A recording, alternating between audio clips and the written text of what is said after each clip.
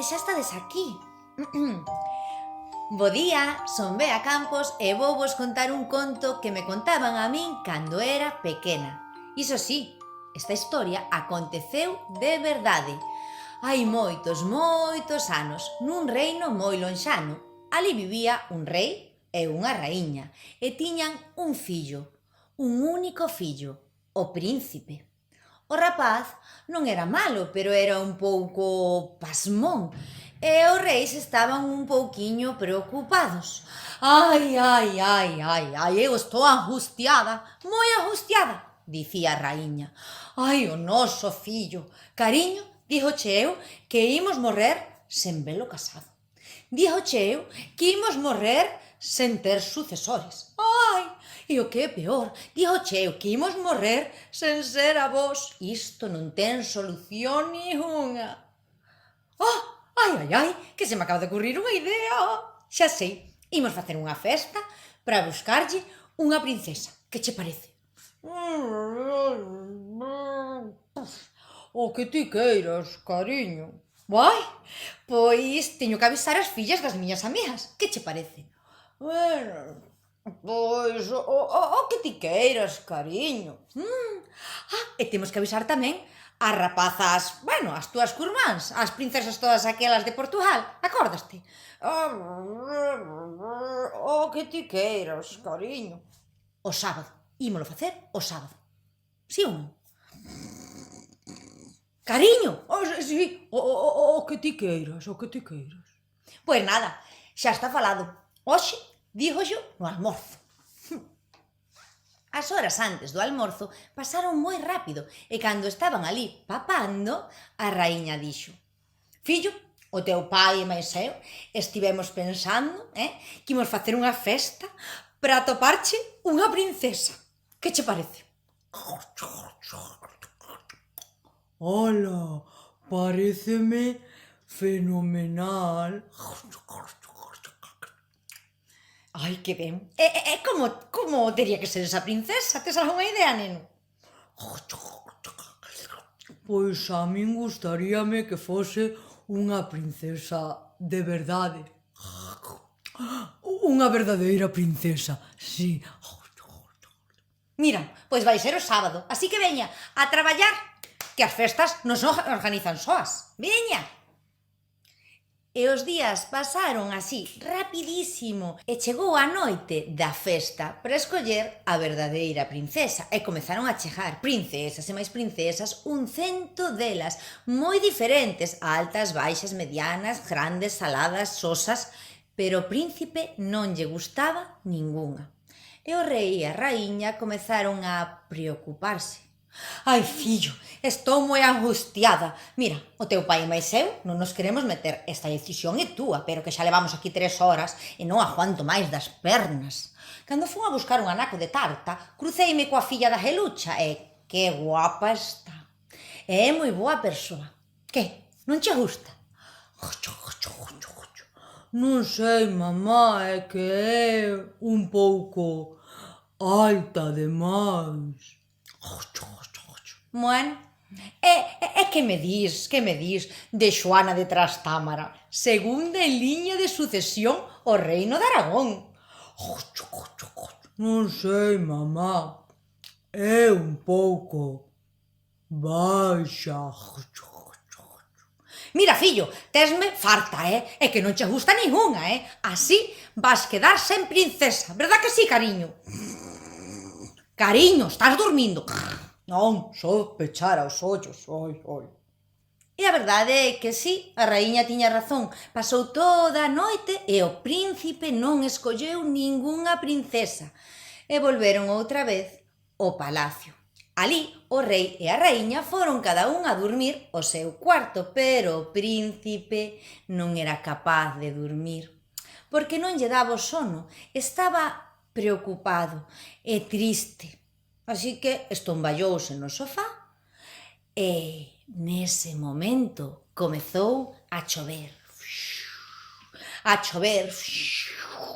E a chover e caían os relámpagos e os tronos, unha tormenta, e no medio daquela tormenta soou a campá da entrada do palacio.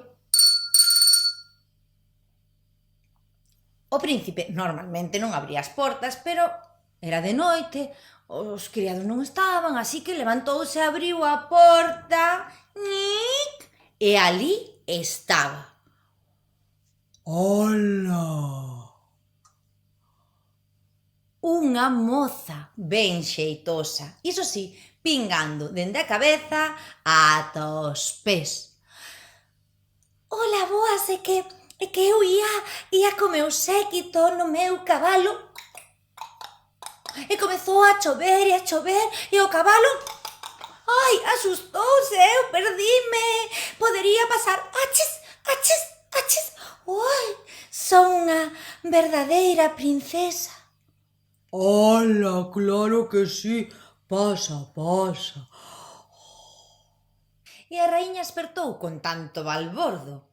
Mamá, non sabes, acaba de chegar pola porta no medio da noite unha verdadeira princesa.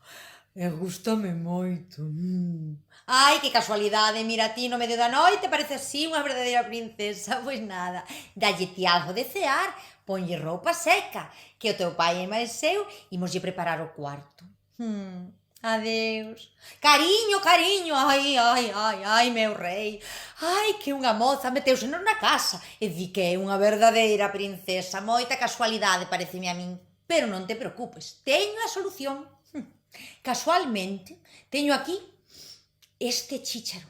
Imos coller o somier, o chícharo. Enriba do chícharo imos poñerlle 1, 2, 3, 4, 5, 6, 7, 8, 9, 10, 11, 20 colchóns. Un enriba dos outros. E ali debaixo o chícharo. Se é unha verdadeira princesa, o chícharo non a vai deixar dormir. Molestaralle moitísimo, como unha pedra. Pero se é unha falsa princesa, o chícharo non o vai notar. Dormirá toda a noite a perna solta. Entendiches?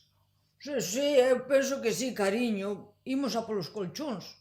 E así foi. Puxeron o chícharo e os 20 colchóns un enriba do outro. E a princesa foi ali a dormir. Pero pasaban as horas e a princesa daba voltas enriba dos 20 colchóns. Non era quen de dormir, doíanlle as costas. Au! Como se tivera unha pedra enorme ali debaixo. Tanto foi así que ao final tivo que levantarse e púxose a buscar ata que por fin atopou o chícharo. Gardouno na mesa de noite e agora sí puido dormir. A mañá seguinte a raíña estaba na porta do cuarto da princesa esperando ata que por fin espertou a princesa. Que tal, bo día, como pasache a noite? Ai, non o vai creer vostede, pero que non era capaz de dormir, sentía que se me clavaba algo aquí, ai, nas miñas costas, e atopei un chícharo. É pequeno, pero molestaba moitísimo. Ai, o chícharo, notáchelo o chícharo, entón ti es unha verdadeira princesa. Ai, que alegría. Non si é que eu xa o sabía, pero que o rei é moi desconfiado, quixo poñerte aí o chícharo, pero bueno, xa sabía que ti eras unha princesa de verdade. Ai, fillo, cariño, temos boda, por fin vou ser avoa. Ai, que a min sempre me pareceu que esta rapaza era unha verdadeira princesa, pero bueno, xa sabemos, ai, o rei como é. Veña, vinde todos, que hoxe pola tarde facemos a boda. E o príncipe e a princesa casaron, foron felices e comeron perdices. E tiveron netos, moitos netos, 16. E din que todos e todas eran igualiños, son igualiños a min, a súa avoa, claro que sí. E colorín e colorada, historia rematada. E a historia foi tan famosa que en moitos museos podedes ver reconstrucións daquela princesa, o chícharo e os 20 colchóns.